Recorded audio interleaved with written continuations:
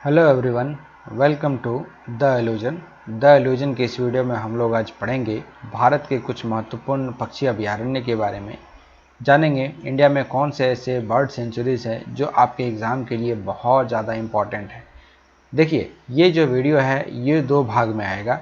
इसका ये पहला भाग है, जल्दी ही इसका पार्ट 2 भी अपलोड किया जाएगा। मे भी कल तक हो जाए और मैं पूरी कोशिश करूँगा कि ये कल अपलोड हो जाए। ये जो वीडियो है ये स्टैटिक जीके का पोर्शन है, तो इसको आप बढ़िया से पढ़ेंगे। पक्षी अभयारण्य की बात करें तो भारत में सबसे पहला पक्षी अभयारण्य का दर्जा दिया गया था, वो था वेदातंगल पक्षी अभयारण्य, वेदातंगल बर्ड सेंचुरीज। ये आपको तमिलनाडु में लोकेटेड मिलेगा और ये भारत का सबसे ओल्डेस्ट पक्षी अभयारण्य है। अब यहाँ पर हम लोग जो भी पक्षी अभयारण्य के बारे में पढ़ेंगे, ये हम लोग पढ़ेंगे स्टेट वाइज। तो हम लोग स्टेट वाइज हर एक चीज़ को कवर करेंगे, जिसमें हम लोग पढ़ने वाले हैं आंध्र प्रदेश में। आंध्र प्रदेश में कुल मिलाकर के 3 पक्षी अभयारण्य हैं, जिसमें से पहला है नेलापट्ट पक्षी अभयारण्य।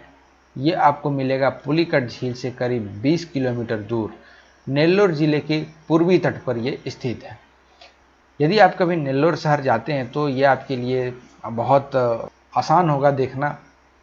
ये मैं इसलिए कह रहा हूँ कि क्योंकि यहाँ पर बहुत ज़्यादा अनोखे पक्षी देखे जाते हैं। यहाँ बहुत तरह के पक्षी देखे जाते हैं, जिसमें मुख्य हैं little cormorant, painted stork, white ibis जैसे पक्षी। और इस पक्षी अभयारण्य की बात करें तो इस पक्षी अभयारण्य का जो क्षेत्र है ये करीब करीब 450 हेक्टेयर का है। अब देखो, एक चीज़ मैं यहाँ पर बताता हूँ आपको।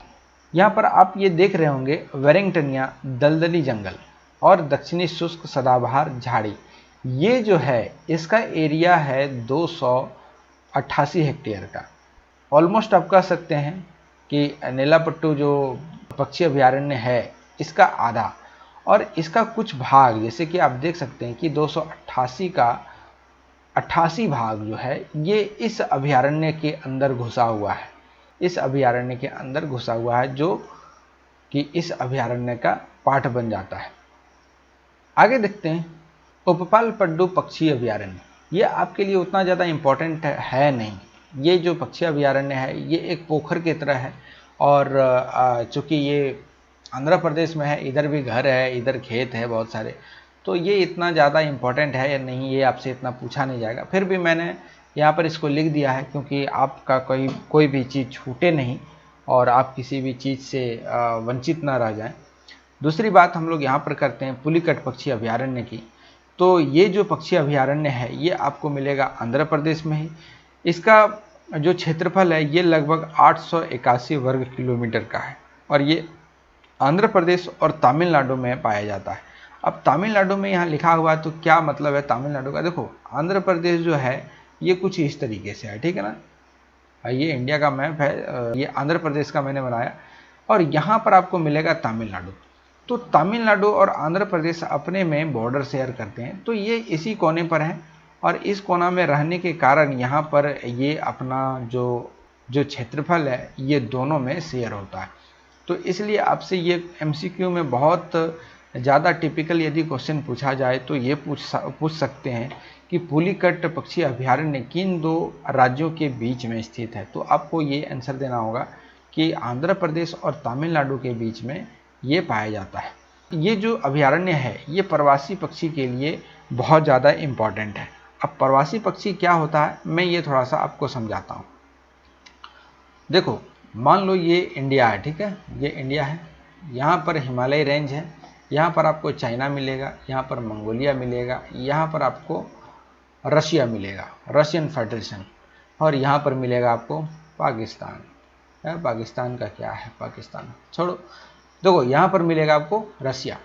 तो बहुत सारे पक्षी जो हैं किसी भी मौसम में, बहुत सारे ऐसे मौसम हैं जब पक्षी विचरण करते हैं, एक जगह से दूसरे जगह पर जाते हैं, तो बहुत सारा ऐसा प्रजाति है पक्षी का जो इन सभी जगहों से निकल कर, जो मिडिल एशिया है यहाँ से निकल करके और वो भारत आते हैं, पूरा हिमालय को क्रॉस करके वो भारत में आते हैं। जैसे कि यहाँ पर एक झील है जिसका नाम है चिल्का झील, वैसे ही यहाँ पर है पुलिकट झील।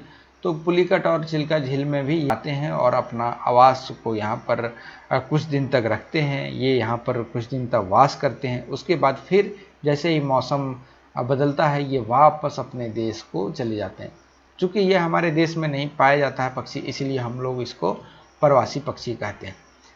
देखिए यहाँ पर मैं एक और चीज़ ऐड कर देना चाहता हूँ। देखो अभी जो 5G 4G का जो टेस्ट चल रहा है, 6G का जो टेस्ट चल रहा है, इन सभी में क्या होता है ना कि पक्षियों का जो मेमोरी होता है, पक्षियों का जो मेमोरी होता है जिसमें वो स्टोर करके रखते हैं कि मुझे कहाँ जाना है और कहाँ नहीं जाना है, ये जो है ये जो रे छोड़ा जाता है टावर के द्वारा, ये इसको भ्रमित कर देता है। ये आना चाहता है इंडिया लेकिन पहुंच जाता है कहीं और। तो इसमें क्या होता है कि इनकी जान चली जाती है, जिसमें हम लोग देखते हैं कि प्रवासी पक्षी जो हैं उनकी संख्या दिन बर दिन ये घटती जा रही है, साल दर साल इनकी संख्या घटती जा रही है। आगे बढ़ते हैं हम लोग।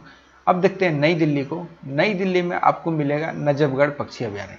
तो कोई इसको समझने से पहले आप ये समझो कि बचपन में हम लोगों ने पढ़ा था कि नदी जो है वो इस तरह से बहती है ना। अब कभी भी नदी देखे होंगे तो वो इस तरह से बहती है। अब मान लो कि पहले नदी इस तरह से बह रही थी, अब क्या हुआ कि नदी इस तरह से बहते हुए आई और ये मुड़ी नहीं, ये सीधा रह गया थोड़ा सा, ठीक है, फिर अपना रास्ता पकड़ लिया। अब जो ये भाग बचा ना, इसमें पानी जमा हुआ रहता है जिसको गोखुर झील कहते हैं। तो यही फिनोमिना नजफगढ़ पक्षी अभयारण्य में देखा गया। अब ये फिनोमिना देखा गया तो इसका मतलब क्या है? देखो ये यमुना नदी के बगल में स्थित है दिल्ली में। चूँकि यमुना नदी जो है वो दिल्ली की एक लाइफ लाइन मानी जाती है। यदि यमुना नदी नहीं होती तो पता नहीं दिल्ली के आदमी क्या पीते। पानी भी यहाँ पर बहुत ज़्यादा कम है। तो इन सभी चीज़ों को देखते हुए हम लोग नजफगढ़ को देखते हैं, नजफगढ़ पक्षी अभयारण्य को, कि जब ऐसा क्षेत्र डेवलप होता है नदी के द्वारा तो इसको यहाँ पर कहा जाता है नाला या नली, जिसे नजफगढ़ नाला के नाम से वहाँ पर जाना जाता है, जो यमुना नदी का ही एक प्राकृतिक उथला नाला है। ये झील टाइप का है, एक विशाल झील जो आपको दिल्ली के दक्षिण पश्चिम में आपको मिलेगा। ये है नजफगढ़ पक्षी अभयारण्य। यहाँ भी बहुत सारे तरह के पक्षी पाए जाते हैं। और चूँकि ये दिल्ली में है तो दिल्ली प्रदूषण में टॉप 5 में आता है वर्ल्ड वाइज। नजफगढ़ पक्षी अभयारण्य दिल्ली में स्थित है। अगला देखते हैं ओखला पक्षी अभयारण्य। ओखला पक्षी अभयारण्य जो है ये आपको मिलेगा नोएडा और गौतम बुद्ध जैसे जगह पर, जो कि दिल्ली और यूपी का क्षेत्र है। अब दिल्ली और यूपी का क्षेत्र है मतलब दिल्ली तो छोटा सा है, अब दिल्ली से सटा हुआ ही यूपी का बाउंड्री लगता है और यहाँ पर अपना दोनों बॉर्डर शेयर करता है। तो जहाँ पर बॉर्डर ये दोनों राज्य शेयर करते हैं, सॉरी एक तो राज्य है ही नहीं, एक केंद्र शासित प्रदेश है। तो दिल्ली और यूपी जहाँ पर बॉर्डर शेयर करते हैं वहीं पर ये ओखला पक्षी अभयारण्य स्थित है। और ये अपना जो क्षेत्रफल है, इसका जो क्षेत्र है दोनों राज्यों में अपने आप को बांटता है। और सबसे इंटरेस्टिंग बात कि इसको वाटर बर्ड के लिए हेवन कहा जाता है। ये वाटर बर्ड का हेवन के रूप में ये जाना जाता है। यहाँ पर करीब 300 से अधिक पक्षियों की प्रजाति यहाँ पर पाई जाती है। तो ये आपके लिए बहुत ज़्यादा इम्पोर्टेंट है। अब अगला देखते हैं गागा वन्यजीव अभयारण्य। अब देखो यहाँ पर वन्यजीव अभयारण्य लिखा हुआ है, तो हम लोग तो पढ़ रहे हैं पक्षी के बारे में। अब वन्यजीव वाइल्ड लाइफ सेंचुरी के बारे में हम लोग क्यों पढ़ें? देखो बहुत सारे ऐसे वाइल्ड लाइफ सेंचुरी हैं जिसको बर्ड सेंचुरी भी कहा जाता है। तो उसमें से एक है गागा वन्यजीव अभयारण्य। ये आपको मिलेगा नई दिल्ली और उत्तर प्रदेश के बॉर्डर पर। अगला बढ़ते हैं गुजरात में देखते हैं। गुजरात में आपको मिलेगा सात नल सरोवर पक्षी अभयारण्य।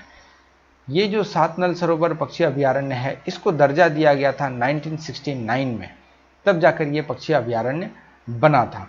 ये करीब अहमदाबाद से 60 किलोमीटर दूर स्थित है। ये भारत की सबसे बड़ी वाटर बर्ड सेंचुरी में से एक है। आगे देखते हैं हरियाणा में, चूँकि दिल्ली और हरियाणा दोनों अपना बॉर्डर शेयर करता है, तो यहाँ पर आपको मिलेगा भिंडावास वन्यजीव अभयारण्य। तो ये भी वन्यजीव अभयारण्य है जिसको पक्षी अभयारण्य का दर्जा प्राप्त है। इसको पक्षी अभयारण्य भारत सरकार के द्वारा घोषित किया गया था 2009 में, 3 जून 2009 में।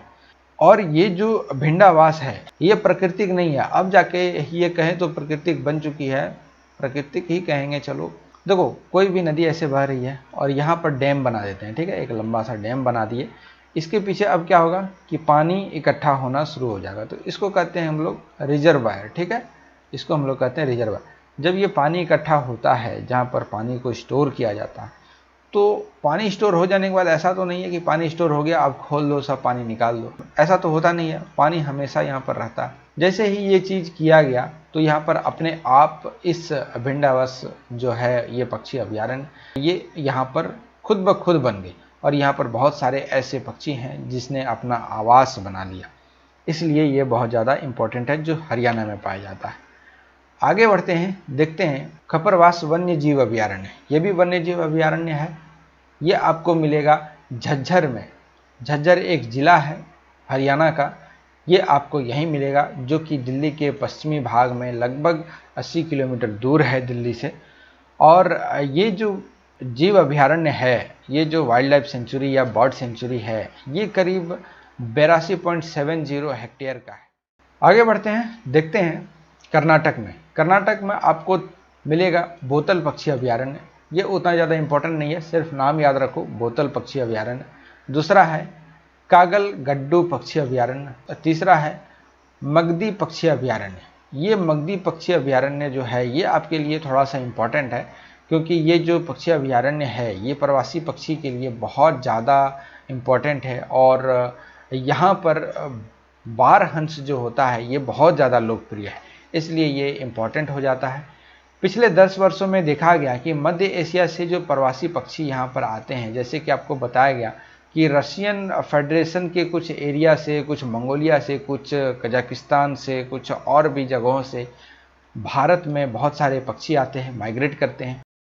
तो यहाँ पर देखा गया कि जो मध्य एशिया से प्रवासी पक्षी और पक्षियों की जो जाति आती है, यहाँ करीब 134 से अधिक प्रजाति पाई जाती है इस अभयारण्य में। तो ये आपके लिए तो वैसे भी इम्पोर्टेंट हो ही गया, तो ये आप याद रखेंगे क्योंकि आपसे ये परीक्षा में पूछा जा सकता है। आगे बढ़ते हैं, देखते हैं रंगाथिट्टूर पक्षी अभयारण्य, ये आपको मिलेगा कर्नाटक में और ये मैसूर से मात्र 19 किलोमीटर दूर है, ठीक है, ये मैसूर से मात्र 19 किलोमीटर दूर पर स्थित है जो कि कावेरी नदी के तट पर पड़ता है। इसको वन्यजीव अभयारण्य का जो दर्जा है ये मिला था 1940 में। 1940 में इसको वन्यजीव अभयारण्य का दर्जा मिला, अब ये पक्षी अभयारण्य के रूप में भी जाना जाता है। अब हम लोग बात करते हैं केरल की। केरल में आपको मिलेगा कुंडली पक्षी अभयारण्य। कुंडली पक्षी अभयारण्य आपको मिलेगा कोझिकोड से 19 किलोमीटर दूर और ये बोप्रो पोर्ट से 7 किलोमीटर की दूरी पर स्थित है। ये उत्तरी केरल के मल्लपुरम जिले में पड़ता है और ये जो मल्लपुरम जगह है ये अरब सागर के तट पर स्थित है। तो कह सकते हैं कि ये जो, चूँकि केरल जो है इसका एक कोस्टल लाइन है अरेबियन सी में, ठीक है ना, इसलिए ये जो जगह है मल्लपुरम ये अरब सागर से सटा हुआ है। तो कुंडली पक्षी अभयारण्य आपको मिलेगा अरब सागर के तट पर कोझिकोड से करीब 19 किलोमीटर दूर केरल में। देखिए यहाँ से कुंडली नदी भी निकलती है जिसके नाम पर कुंडली पक्षी अभयारण्य का नाम रखा गया और ये कुंडली नदी बहती हुई जाती है और अरब सागर में ये जाके मिल जाती है। नेक्स्ट देखते हैं कुमारकम पक्षी अभयारण्य, यह आपको मिलेगा कोट्टायाम से 14 किलोमीटर दूर केरल में। फिर हम लोग देखते हैं मंगलवम पक्षी अभयारण्य। तो मंगलवन पक्षी अभयारण्य जो है ये आपको मिलेगा एर्नाकुलम के हाई कोर्ट जो है उस इमारत के पीछे, मतलब हाई कोर्ट यहाँ पर है तो इसके पीछे आपको ये पक्षी अभयारण्य देखने को मिलेगा, तो इसको भी आप याद रखेंगे। महाराष्ट्र की बात करें तो महाराष्ट्र में आपको मिलेगा मायनी पक्षी अभयारण्य। ये सतारा से 65 किलोमीटर दूरी पर स्थित है और यहाँ पर बहुत सारे प्रवासी पक्षी भी देखे जाते हैं जो कि अपने मौसम पर यहाँ आते हैं और फिर यहाँ से माइग्रेट करके दूसरे अपने देश में चले जाते हैं। फिर आपको मिलेगा ग्रेट इंडियन बस्टर्ड अभयारण्य। चलिए मैं आपसे यहाँ पर एक क्वेश्चन पूछता हूँ वीडियो के एंड में, जो ग्रेट इंडियन बस्टर्ड है ये किस राज्य पक्षी है, ये मुझे आप कमेंट करके बताएंगे। ग्रेट इंडियन बस्टर्ड कहाँ, किस राज्य की राजकीय पक्षी है, ये कमेंट करके बताएं। ग्रेट इंडियन बस्टर्ड अभयारण्य के बारे में हम लोग जाने तो ये आपको मिलेगा महाराष्ट्र में। ये पक्षी अभयारण्य बनाया गया या इसको पक्षी अभयारण्य का दर्जा दिया गया 1979 में, जिसको जवाहरलाल नेहरू बस्टर्ड अभयारण्य के रूप में भी जाना जाता है। आपसे ग्रेट इंडियन बस्टर्ड अभयारण्य भी पूछा जा सकता है, आपसे जवाहरलाल नेहरू बस्टर्ड अभयारण्य के बारे में भी पूछा जा सकता है। तो ये था पार्ट 1। पार्ट 2 जल्दी आपके लिए अपलोड किया जाएगा। यदि आपको वीडियो ये हेल्पफुल लगता है तो वीडियो को लाइक करें, सब्सक्राइब करें, चैनल को दोस्तों के साथ बांटें। सब्सक्राइब करने में बहुत ज़्यादा देरी नहीं लगता है दोस्तों। ये चैनल नया भी है तो थोड़ा सा सपोर्ट करें और चैनल को सब्सक्राइब करें। Thank you for listening. God bless you all.